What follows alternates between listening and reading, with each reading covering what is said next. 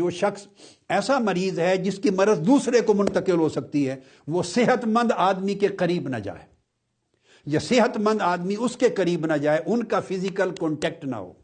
ایک دوسرے کے قریب نہ بیٹھیں۔ اس کا مطلب ہے مصافحہ نہ کریں، مل جڑ کے نہ بیٹھیں قریب۔ جو اس کی وجہ سے میں نے کہا کہ جمعہ کے اجتماعات سمیت دیگر جملہ اجتماعات، سیاسی، مذہبی، دینی، سماجی، اس عرصے میں جہاں لوگوں کا میل ملاپ ہوتا ہے اور فزیکل کانٹیکٹ ہوتا ہے، وہ بند کر دیا جائے جب تک اللہ رب العزت اس وبا کو اٹھا نہیں لیتے۔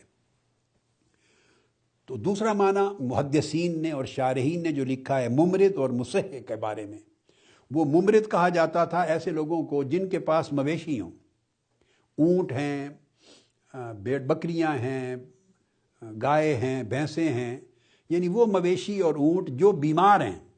اور جن کے پاس پھر ایسی مرض ہے کہ وہ اس سے دوسرے جانوروں کو لگ سکتی ہے، تو اس پر اطلاق محدثین نے لکھا ہے کہ ایسے مویشیوں کو جن کی بیماری دوسروں کو جا سکتی ہے، تو ایسے بیمار مویشی لے کر صحت مند مویشیوں اور کیٹلز کے پاس نہ جائیں، ان میں مکس اپ نہ کریں، وہ بھی بیمار ہوں گے اور ان کی وجہ سے پھر ان کا دودھ پینے والے، سواری کرنے والے، یا کیری آن کرے گا وائرس، سب بیمار ہوں گے۔ کہ جن کے اونٹ، بیل، مویشی بیمار ہیں اور ان کی بیماری دوسرے کو ٹرانسفر ہو سکتی ہے، ان کو لے کر صحت مند مویشیوں کے پاس نہ جائیں، نہ ان کے ساتھ ملا کے پانی پلائیں، نہ ان سے مکس اپ کریں، کیونکہ ان کی مرض دوسروں میں منتقل ہوگی اور پھر وہ آگے منتقل ہوتی چلی جائے گی۔ اور اطلاق عام ہر فرد پر ہے، ممرض ہر اس شخص کو بھی کہتے ہیں کہ جس کی مرض کنٹیجیس ہے، جو دوسرے کو منتقل ہونے والی ہے، جیسے کورونا وائرس ہے کہ جو دوسرے کو مریض کر سکتا ہے، جس کی مرض دوسرے کو ٹرانسفر ہو سکتی ہے، وہ انسان ہے خواہ جانور ہے، وہ صحت مند لوگوں کے پاس مکس اپ نہ ہو، یا صحت مند جانوروں کے ساتھ مکس اپ نہ کیا جائے، ورنہ ایک شخص سے دوسرے کو مرض آگے اس مخالطہ کی وجہ سے منتقل ہوگی۔ حدیث نمبر 5717، اس کو روایت کرتے ہیں حضرت ابو ہریرہ رضی اللہ تعالی عنہ،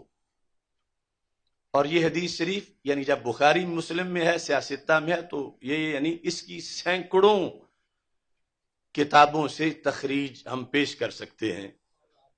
کہ یہ حدیث سند صحیح سے ثابت ہے۔ اب سند صحیح سے جب حدیث ثابت ہو تو پھر یوں ہے کہ جیسے رسول پاک صلی اللہ علیہ وسلم کی مقدس زبان سے کوئی سامنے بیٹھ کے سن رہا ہے، اور ایک نہیں، اس طرح کی بہت سی حدیثیں ہیں۔ صرف بخاری شریف دیکھیں تو اس کے اندر بھی موجود ہیں۔ ہمارے آقا صلی اللہ علیہ وسلم نے فرمایا لا عدوى ولا سفر ولا ہامہ، اس میں صرف جو پہلا لفظ ہے اس کی وضاحت اب ہم انشاءاللہ چند گھنٹے کریں گے کہ لا عدوى، ہمارے آقا صلی اللہ علیہ وسلم نے یہ فرمایا کہ کوئی بھی بیماری متعدی نہیں کہ ایک سے دوسرے کو لگ جائے، اڑ کے کسی کو لگ جائے، کسی بیمار سے دوسرے بیمار کی طرف چلی جائے، رب نہ چاہے اور وہ خود ہی چلی جائے اللہ کے اذن کے بغیر، فرمایا ایسی کوئی بیماری نہیں۔ لا عدوى کہہ کر رسول پاک صلی اللہ علیہ وسلم نے 14 صدیاں پہلے اپنے دین کے اس حکم کو بیان کیا۔ فوراً ایک صحابی نے سوال کر دیا، سوال، فقال عربی، ایک عربی نے کہا، اس نے کہا یا رسول اللہ صلی اللہ علیہ وسلم، فما بال ابلی تکون فی الرمل کانها الظباء، کیا صورتحال ہے میرے اونٹوں کے لحاظ سے کہ میرے اونٹ جب صحرا میں ہوتے ہیں وہ اس قدر چست اور اس قدر سمارٹ اور اس قدر صحت مند ہوتے ہیں، جیسے ہیں تو اونٹ لیکن وہ مجھے ہرنیوں کی طرح نظر آتے ہیں، یعنی وہ سست نہیں ہوتے بلکہ اس قدر چاقو چوبند ہوتے ہیں۔ یہ ان کی صورتحال میں دیکھتا ہوں۔ فیأتی البعیر الاجرب، اور اتنے میں ایک خارش والا اونٹ آ جاتا ہے، انہی اونٹوں میں کہ جو خارش کا وہاں نام و نشان بھی نہیں ہے، انہی کے اندر ایک ایسا اونٹ آ گھستا ہے کہ جو خارش والا ہے، تو پھر فیدخل بینہا، وہ ان میرے صحت مند चाको चौबंद ऊंटों में दाखिल हो जाता है। फयुजरिबुहा, वो इनको भी खारशी बना देता है। तो अब पता चला कि ला अदवा वाला माना सही समझा था उन्होंने, और यही था कि महबूब आप कह रहे हो कि एक की बीमारी दूसरे को नहीं लगती, और ये हम रोजाना देख रहे हैं कि मेरे ऊंट पहले सही सलामत थे, ऊपर से एक बीमार ऊंट आया है तो सारे वो उसकी वजह से फिर बीमार होना शुरू हो गए हैं। अब यही है ना सारा आज का विजडम, जो साइंसदान हो या जो भी हो। तो मेरे आका सल्लल्लाहु अलैहि वसल्लम ने फरमाया फमन अअदल अव्वला, वो जो खारिश वाला तुम्हारे ऊंटों में आया और सारे खारशी बने, तो बताओ वो किस खारशी के साथ मिला था कि वो खारशी बना। तो पहले को बीमारी किसने लगाई? तो यहां मानना पड़ा उनको कि पहले को बीमारी अल्लाह के हुक्म से लगी, अल्लाह की इज़्न से लगी, उससे कोई और हमने नहीं देखा कि खारशी ऊंट आया हो और उसकी वजह से लगी हो। तो हमारे आका सल्लल्लाहु अलैहि वसल्लम का फरमान जो उसका ये मतलब बना, फिर जो दूसरा तेरे ऊंटों में बीमार हुआ है उसका भी सबब हकीकी ये नहीं है कि अगर रब ना चाहता तो कभी भी बीमारी ना लगती, और सबब वो तब बनेगा जब रब का इज़्न होगा। मुतलकन यूं अपने आप बीमारी आगे फैलना शुरू हो जाए और यही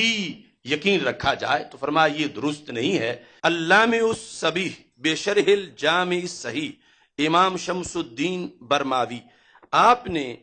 14वीं जिल्द जो है बुखारी शरीफ की शरह की उनकी, उसके अंदर ये लिखा फमन अजरबल अव्वल फमन अअदल अव्वल, पहले को खारिश किसने लगाई? इसकी शरह में लिखते हैं ए अलबैरुल्लजी, वो ऊंट के जिसको खारिश पहले लगी, फइन्नमा अजरबहुल्ला, उसे रब ने लगाई, ला बिल्तिसाकिही बैरिन, ना कि वो पहला किसी और ऊंट से मिला था जो कि खारिश वाला था, ऐसा नहीं है। फकज़स्सानी वस्सालिस, फरमाया फिर जो दूसरा खारशी है उसको भी अल्लाह के इज़्न से लगी है। अल्लाह ना चाहता तो बेशक ये कई महीने रहता खारशी, इनमें किसी को भी ना खारिश होती। तो दूसरे को लगी तो वो भी खुद ब खुद बीमारी आगे नहीं गई, बल्कि रब के इज़्न से ये सबब बना और फिर बीमारी गई। और वस्सालिस ऐसे ही कुल्लहू बिफेलिल्लाह, ये सब अल्लाह के फेल से हुआ, ला बेअदवा, अदवा की वजह से नहीं हुआ। तो अदा बेतबेहा, कि तभी तौर पर ये बीमारी जो है वो आगे चली जाती, ऐसा हरगिज नहीं है। और इस पर फरमाया कि वरना फिर पहले को भी कोई ढूंढो कि उसको किससे लगी है। फद्दलीलुल क़त्ई क़ाइमुन अल्ला मुअस्सिर फिल वुजूद इल्लल्लाह, कि इससे ये दलील कती है कि वजूद के अंदर मुअस्सिर सिर्फ अल्लाह की जात है। ये है तौहीद हकीकी।